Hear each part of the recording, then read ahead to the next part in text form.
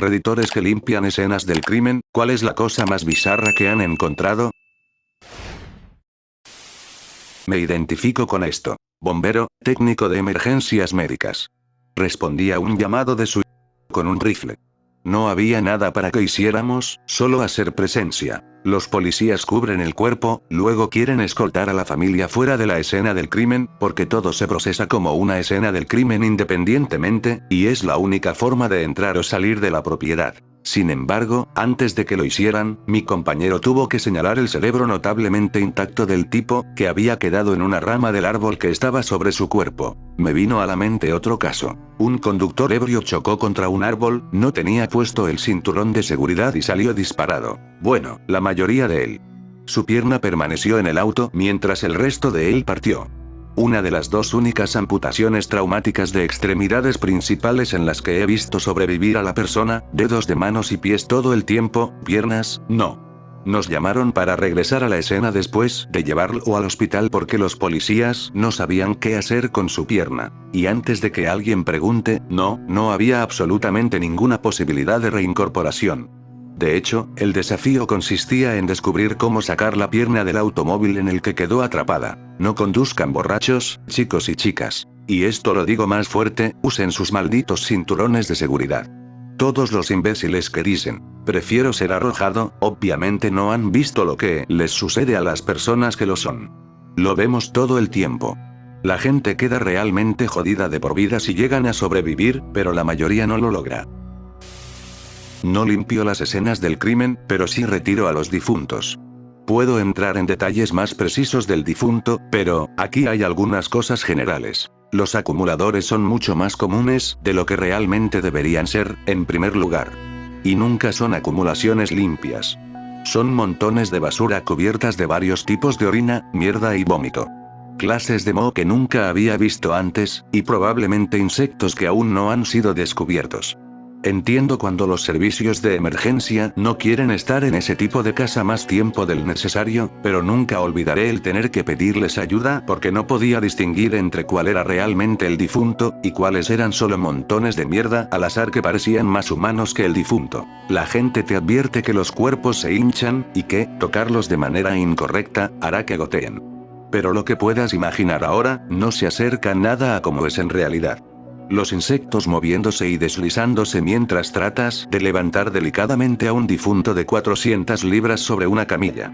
Y tiene que ser así porque un movimiento en falso y el cuerpo comenzará a supurar. Ah, y los que tenían mascotas que estaban tan desesperados que tenían que comerse a su dueño.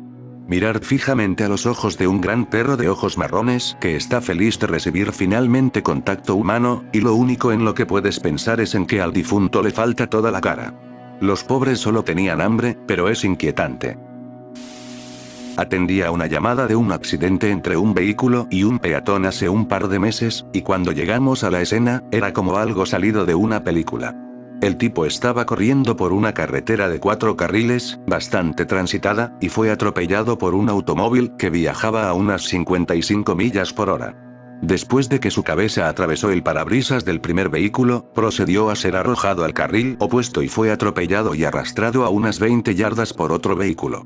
Una vez que el forense estuvo en la escena con las investigaciones del tráfico, procedimos a recoger sus órganos poco a poco. Fue una lección de anatomía fantástica. Bueno.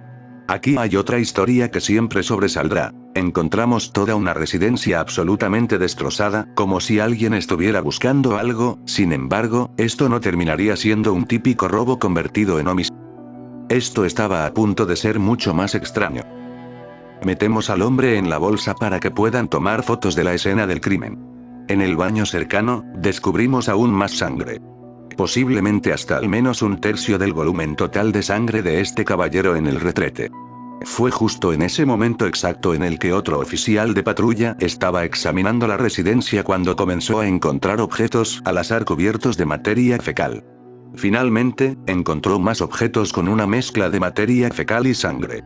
Entonces nos dimos cuenta exactamente de lo que estábamos tratando. Sodomía violenta extrema con objetos extraños. Supongo que la mayoría de los objetos eran razonables, objetos más pequeños que se asemejaban a la forma fálica, controles remotos de televisión, cosas por el estilo. Bueno, 3 de los objetos que sobresalieron que se descubrieron son los que hacen esta historia. El primero fue una escoba. Seguro que piensas, un poco flaco, ¿verdad? No puede ser tan malo. Bueno, era la profundidad del agarre lo que nos preocupaba. Este hombre definitivamente tenía su intestino perforado por lo profundo que fue esta cosa.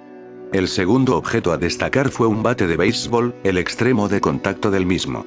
Nuevamente, bastante profundo, pero significativamente más ancho en circunferencia. El último y más destacado de los objetos fue una guitarra. Una Stratocaster muy bonita también. El clavijero de la guitarra. Las clavijas estaban todas cubiertas de una pasta espesa de materia fecal y sangre. Este hombre había sido sodomizado hasta la muerte. En la autopsia, los hallazgos fueron obvios. Sin embargo, lo que tenía que hacer era algo que nunca olvidaré. Después de que se completó la evisceración primaria, el médico quiso extirpar completamente el recto. Así que tuve que ponerme un guante de cota de malla y, después de poner a este pobre hombre de costado, presionar dentro de su cavidad abdominal para presionar su recto hacia el ano para que el médico pudiera tensarlo lo suficiente como para cortarlo. Después de sacarle el recto al chico, parecía uno de esos juguetes llenos de gelatina que cuando los sostienes se meten de nuevo dentro de sí mismos y entre tus manos. Mis amigos bebés de los años 80 y 90 deberían recordar a estos juguetitos. Luego, lo cortamos a lo largo para desplegar el tejido rectal en un rectángulo grande para ver la extensión de las laceraciones internas.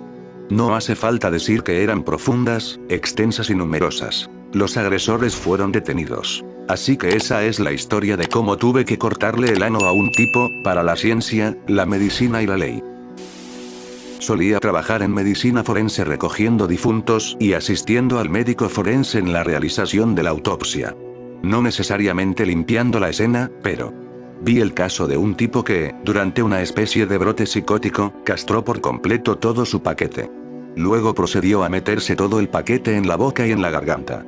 Luego se cortó la garganta.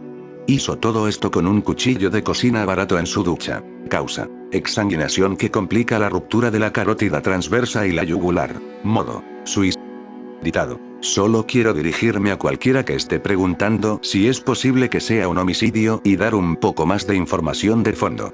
Al principio me resistía a dar demasiados detalles, pero esto es lo que voy a ofrecer. Hubo una llamada a la sección 8, un centro de asistencia que permite a familias de ingresos bajos alquilar viviendas en el mercado privado, sobre un hombre al final de un pasillo que actuaba de manera extremadamente errática.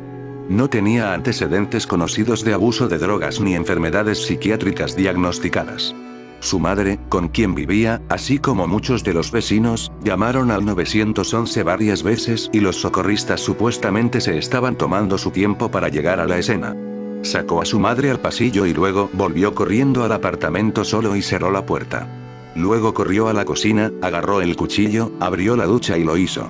Fue recogido por una ambulancia y llevado a un hospital local donde fue declarado muerto al llegar debido a sus heridas. El hospital no realizó ninguna toxicología preliminar. Luego recogimos sus restos para examinarlos. Desafortunadamente para la conclusión de la historia, esto sucedió en uno de mis últimos días de trabajo después de que ya había puesto mi aviso de 2 semanas. Por lo tanto, no tengo acceso al informe de toxicología post-mortem para averiguar por qué lo hizo. Si el tóxico es negativo para sustancias ilícitas, es posible que nunca sepamos por qué lo hizo. Mi hipótesis personal era que padecía algún tipo de trastorno del desarrollo, que combinado con una enfermedad psiquiátrica latente de algún tipo, y agravada con un complejo de dismorfia corporal, género no resuelto, le hizo ser incapaz de hacer frente a sus sentimientos y lo quebró.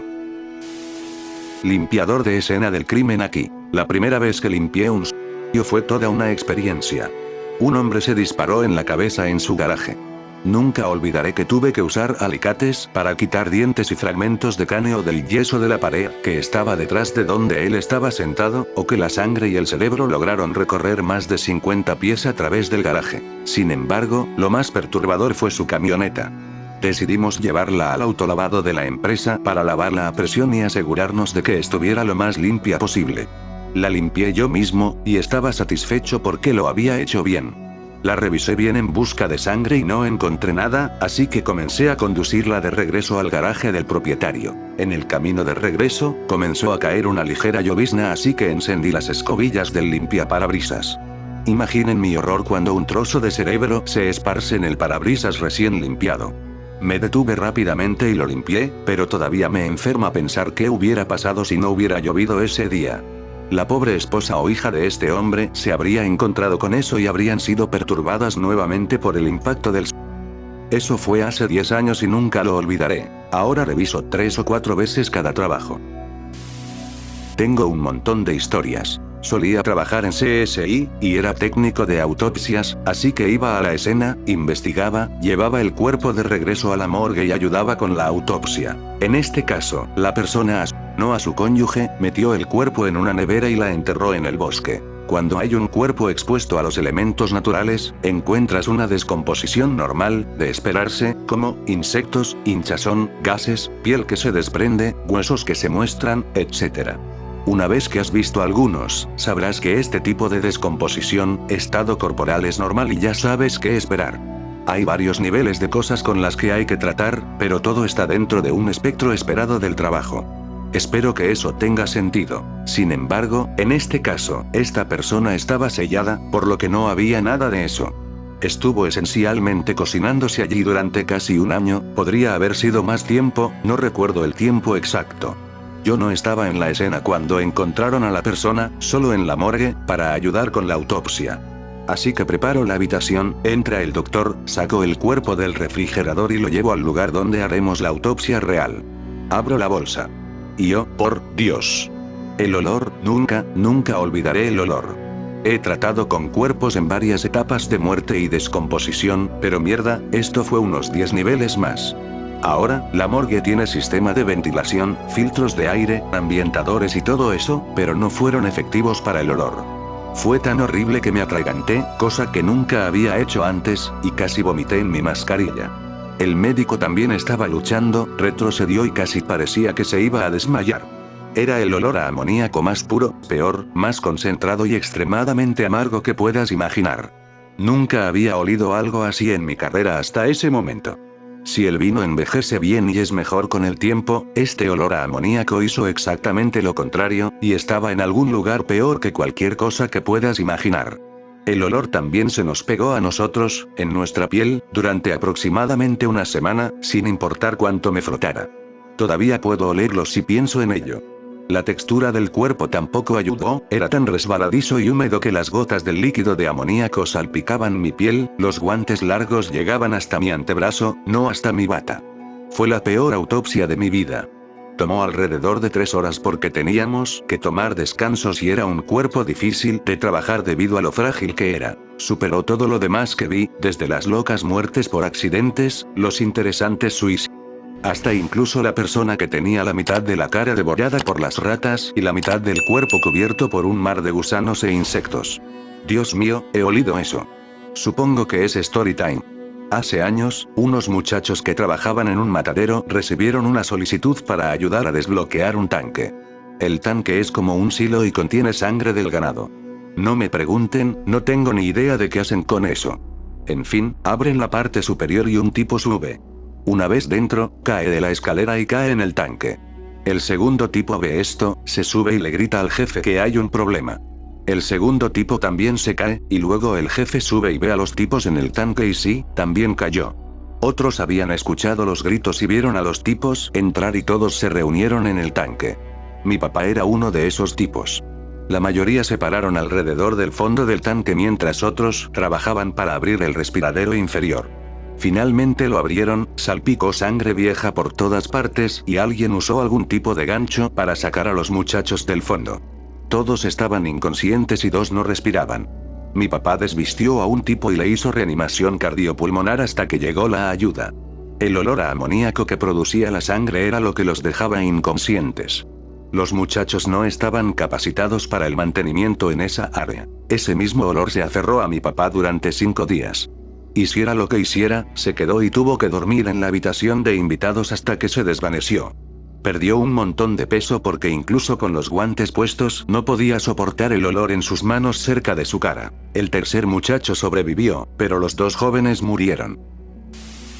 No limpio para ganarme la vida, pero tuve que limpiar algunos apartamentos cuando mi tío administraba un complejo de apartamentos. Tuvimos una sobredosis de un inquilino por heroína. Se asentó allí durante aproximadamente 3 semanas antes de que alguien notara el olor. Se llevaron su cuerpo y nos dejaron el apartamento a nosotros para que lo limpiáramos. El tipo vomitó en el techo. Había pequeñas gotas secas de vómito en todo el techo justo encima de donde murió y, para colmo, básicamente se licuó y dejó un charco de jugos intestinales en la base de concreto debajo de la alfombra. Pensé que esa mierda se la dejaban a un equipo profesional, pero supongo que es opcional y si no quieres pagar por eso, tienes que raspar los sesos y la sangre tú mismo.